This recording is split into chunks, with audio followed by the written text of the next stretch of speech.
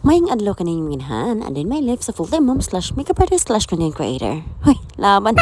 It's another video na po tayo minahan sa muna siyang time nga parents orientation. Naka-timing dyan ako ang sugar daddy ron nga maka-attend siya ng orientation para makaibaw siya din unsay pang discuss ni teacher. Discuss niya tanan gikan sa mga uniform, sa tuition fees, sa mga books, ug sa uban pang angay pang discuss. Kani pa di siya nga video, kato pa ni siyang June 11. Start ni siya mga sakto alas 9 to alas 10. Medyo nalangan mi kadugay man ang abot ang uban parents good. Pag-ari pa lang naman sa kong sugar daddy kami pa kinaunhan. Kami pa nag-abli sa gay. Ay, laban.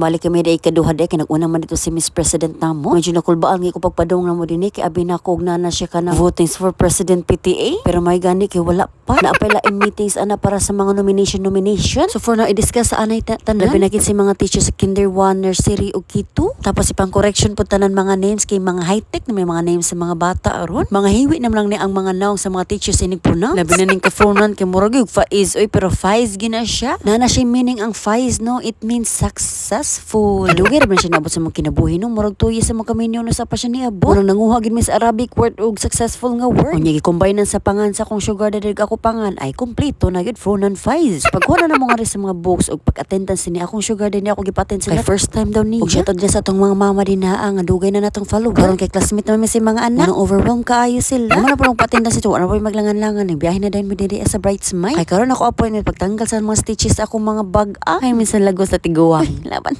Pito gitahi man gud ni Doc ang ako ang mga bag-ang gikan sa pag-ibot kay para lagi daw dali rang healing. Tungod sa kagaan sa kamot ni Doc no mapakanta ni heal the world, make it a better place. Ang boton sa to so kamo na lang bahala mo sumpay. Waiting mi din na as among oras. Kay singit ra mamingan haa kay pilar may pagtanggal sa mga stitches no pero gibinuangan gutan ko sa kong bana din na abot na lang gyud. Kay Doris kaayo ning panuhak. Pangangahon man lang ta matastas nitong mga tahi. Pito no sa tinuod lang mura ni dali nakahiling sa akong mga bagong naibot tungod kay akong bana yaga-yagaon mo ganin siya kay imbes nga maguol ka. Dili na lang kay naa na siya mahimong joker. Ay katong time nga bag-o pa kong giibtan. Dugo-dugo pa na akong mga bag-ang siya pertitaw niyang sayo-sayo sa akong atubangan. Maayr bagugumo kay glawas no arang gahiara bagyo. So kani nga part sa video nga na sige na gyud siya pakatawa kay ingon siya open your mouth.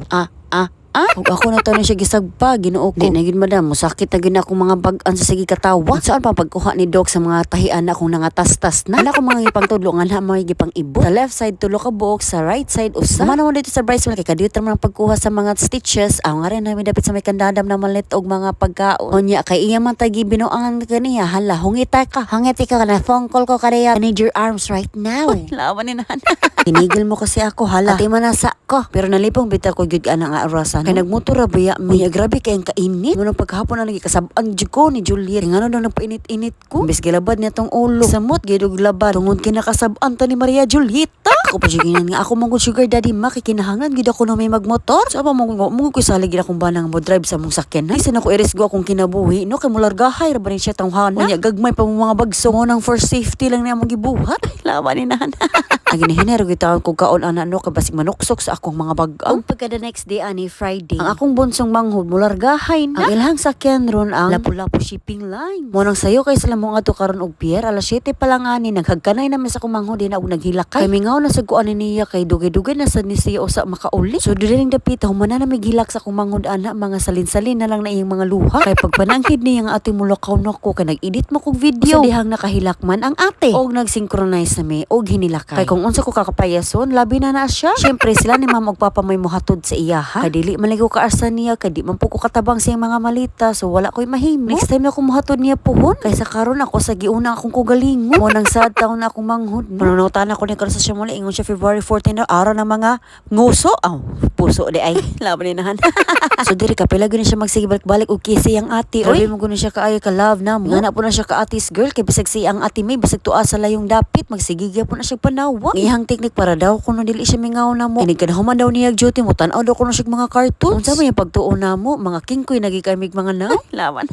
Lukat nila ticket kaganiha sa bye-bye. Nagsaada po sila usa ka driver nga mokuha nila karon. Kay hasta man akong papa mo uban man sad. So walay mo drive sa sakyanan pa dong dito. Anya daghan makay mga maleta ni sa Ferda Antoinette. Mora magin siya palayas. Bit man ni ang tibuok daigdig. Murag hurot na gani ang skincare diri sa TikTok. Wala na yung mga pagkaon na yung mga baga. Puro na siya mga crop tops ug mga makeup niya. Good for 8 months. Halan lang daw ko na siya mga pagkaon. Importante iyang mga skincare ug mga makeups. Kay lisod man daw ko maputol lang ang iyang kagwapa dito Unya ka importante man dito silang trabaho ang will groom gyud ka. So pagawas na mo din ni gipamutang na sa kong sugar daddy din ang iyang mga malita. Tulo ra gud yung malita na duha ka mga dagko nga lagi ug isa ka hand carry. Ang kanang isa ka malita gihuam nila ni mama kay magmalita ra daw kuno sila pa na bit ug backpack. Naguol pa gid mi kay usaon na niya pagsakay magani kay petit siya. Sakto ra pag makalingkod siya usara pag kalubot. Mahala na lang importante makalingkod niya mga malita. Ang ako apog yung papa din nakalimot siya nga napay ang anak diri nga nagbaro. Tulog si Bong di naman mo kisa anak. Sakit niya mga katuhuran din giantos gud niya kay iya na gud hatod diyang anak dito. Ani ako mga tinaw din sa dapli nagpakahoy-kahoy na sila pero dako kay na sila ngisi kay makainom na sila Red Horse Rock. Gitagaan ni sa kong mangho din usa na siya milarga. O sa dihang makita niyo sa video nagreklamo siya kay daghan ako nang murad ako siya gipalayas. Now you realize. Naguol pag mi diring dapita kay dugay kini andar ni motor ni kuya. Ni approach mo din nga itulod na lang ni namo sila.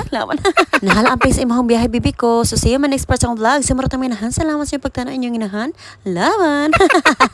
Ciao.